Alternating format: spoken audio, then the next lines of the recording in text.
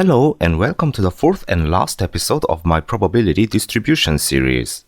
Of course, I will keep making videos on probability and statistics in the future, but for now, this specific mini-series where I cover some of the most basic theories of probability distributions comes to an end with this video. Today we will discuss about taking samples. That is, first consider a set of items or people or elements of events or whatever information of your interest. This group is called population. Then, sampling simply means creating a subset called a sample by selecting certain number of individual elements from a population. Then we do the statistics using this sample, such as calculating mean and variance or standard deviation, etc. And now the fair question might be, why? Why do we even use this process called sampling? I mean, before we dive into actual mathematical stuff, it is important to first understand why, right? Well, the main reason is that it is useful when we do not know or cannot know the entire picture of a population. For example, suppose you want to know some kind of public opinion of the people of your country. In this case, the population is literally the entire population of the country, and conducting a survey targeting the entire population of the country requires enormous time and money that it is inefficient. In this case, the more reasonable method is to take a sample from the population, then investigate the public opinion in that sample, and then using that data to estimate the public opinion of the population. For another example, you can think of a situation where you investigate a certain quantity related to a certain product manufactured from the factory in order to find out, say, the defect rate. In this case, you don't investigate every single product manufactured in the factory. That's not even possible, and even it is possible, it will again cost enormous time, money, and energy.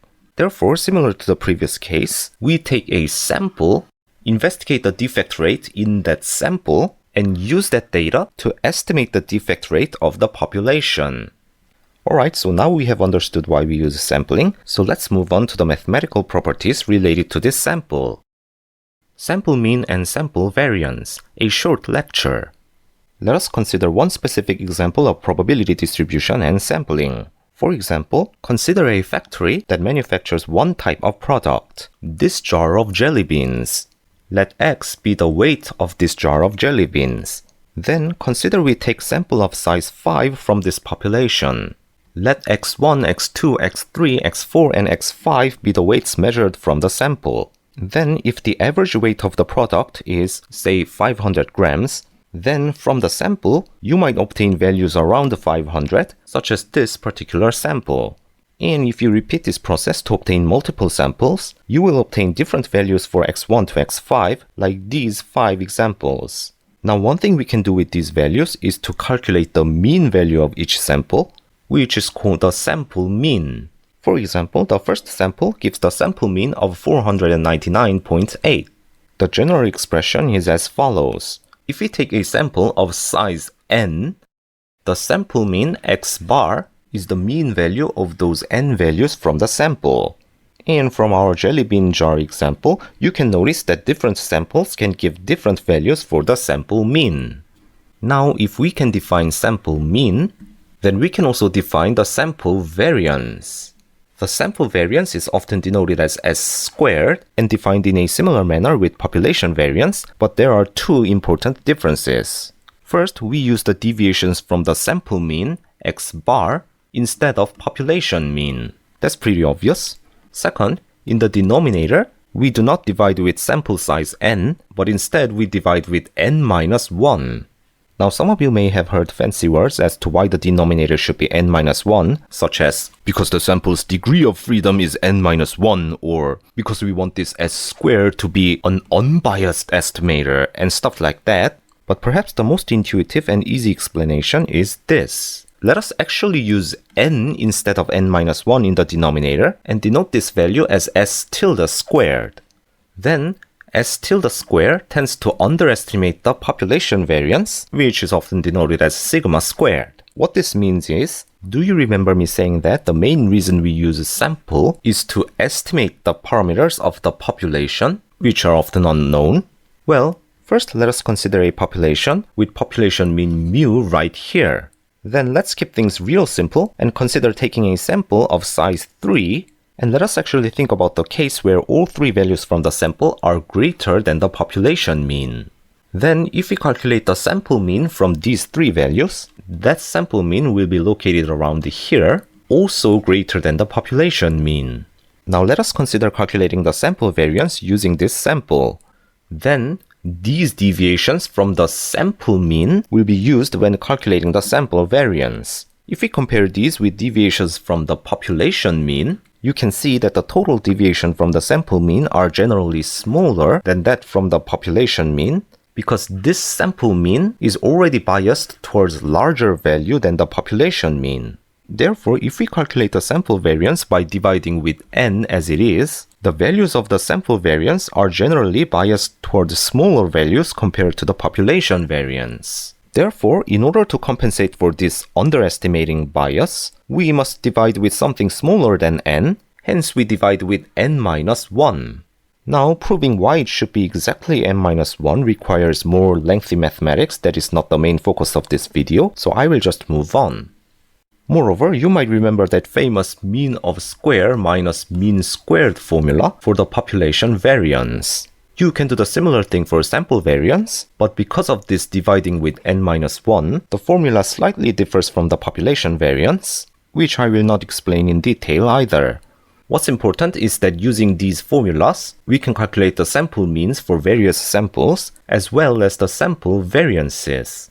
And now it's time for another observation for our next topic. Distribution of the sample mean, a short lecture.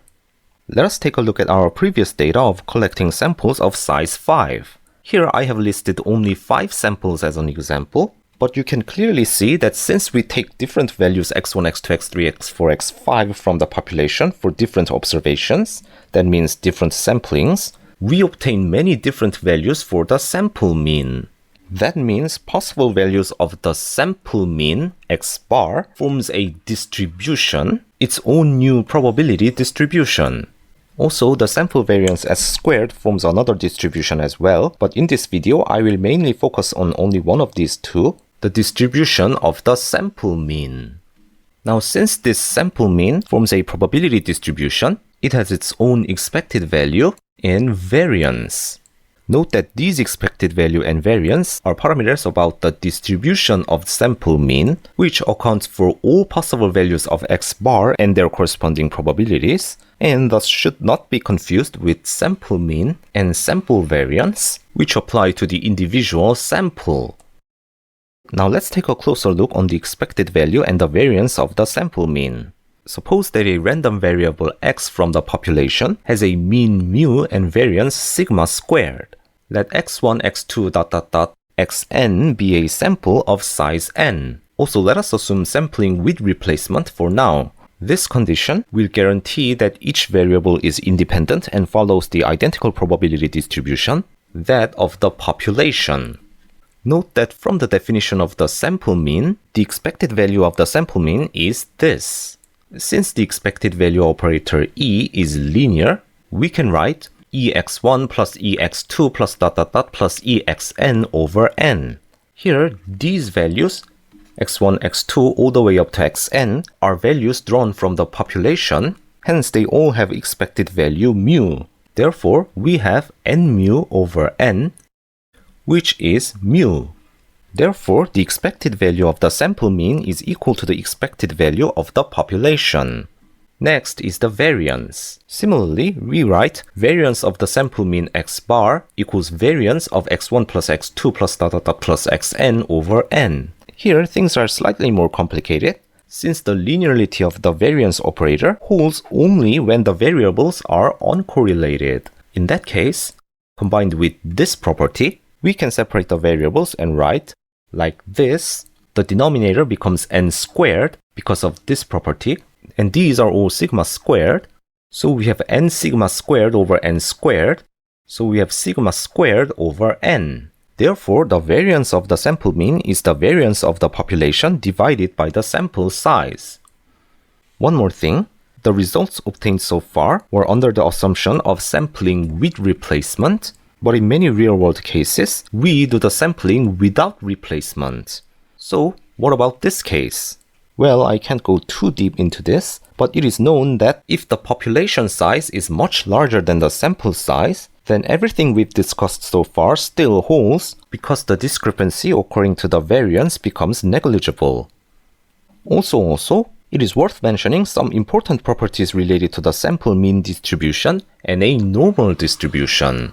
First, it is known that if the population is a normal distribution with mean mu and variance sigma squared, and we take a sample of size n from this population, then the sample mean x bar also follows the normal distribution with the expected value mu and variance sigma squared divided by n, just like we saw previously.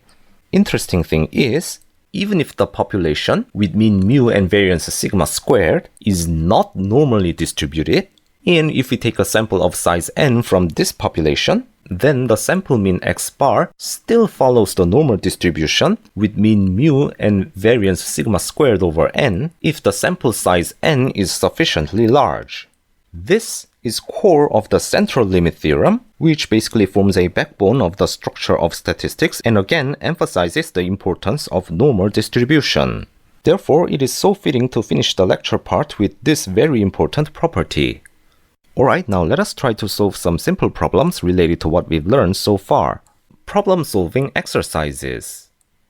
Let us take a look at our first problem. It says, a factory manufactures products whose weights are given as normal distribution with mean 100 and variance 10 squared. If we collect a sample of size 25 from the products, what is the probability that the average weight of the product is not less than 103?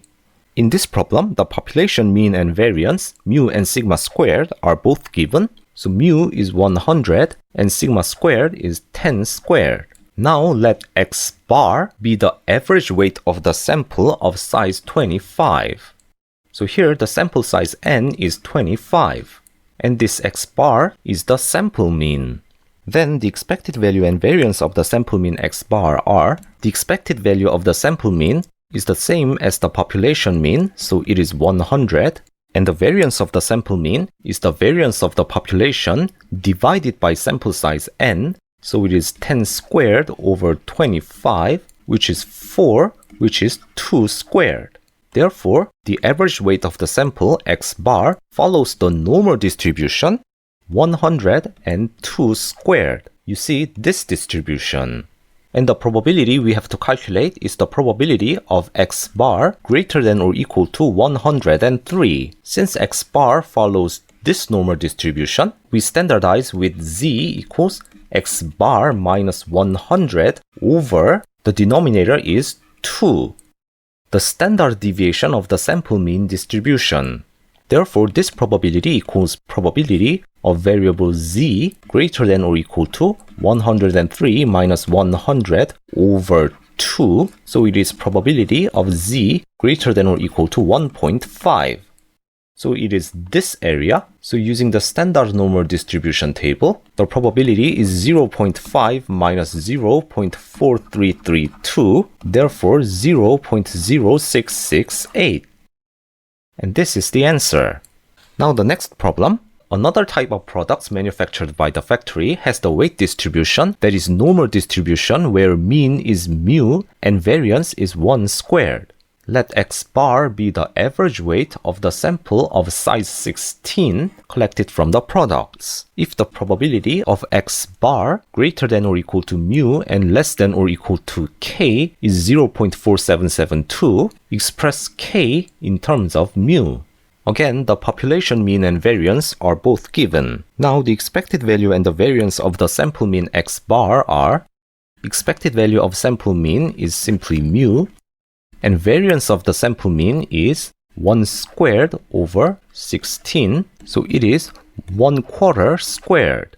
Therefore, the average weight of the sample, x bar, follows the normal distribution, mu, 1/4 squared. Therefore, this probability from the given condition equals probability of z, where z is given as this, mu minus mu over 1/4, and k minus mu over 1/4. So it is probability of z having values greater than or equal to 0 and less than or equal to 4 k minus mu, and this probability is given as 0.4772.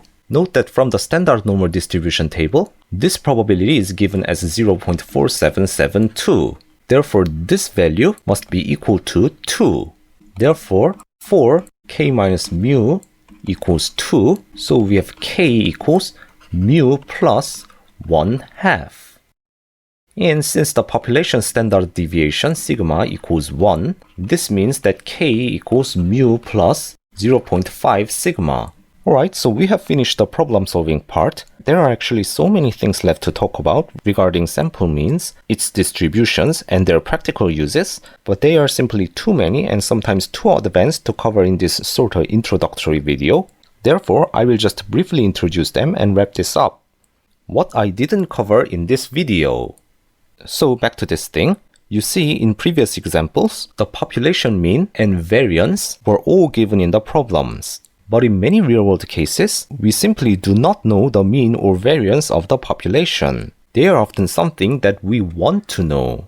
Therefore, I have said that we take a sample and investigate the mean and variance of the sample and use those values to estimate what the population mean might be. For example, suppose that you have investigated a sample and obtained a sample mean having this value. Then, using the theory of statistics, we can kind of cleverly guess where the population mean would be and say some fancy things like the confidence interval for population mean mu with 95% confidence is this interval in the figure for some value k in this figure. Now, this is a whole another branch of statistics, often called statistical inference, which is no doubt an interesting topic, so hopefully I cover that topic as well someday in the future. Thank you for watching my probability distribution video series, and if you haven't seen some of my previous videos, please check the link in the description, and I will see you in another video.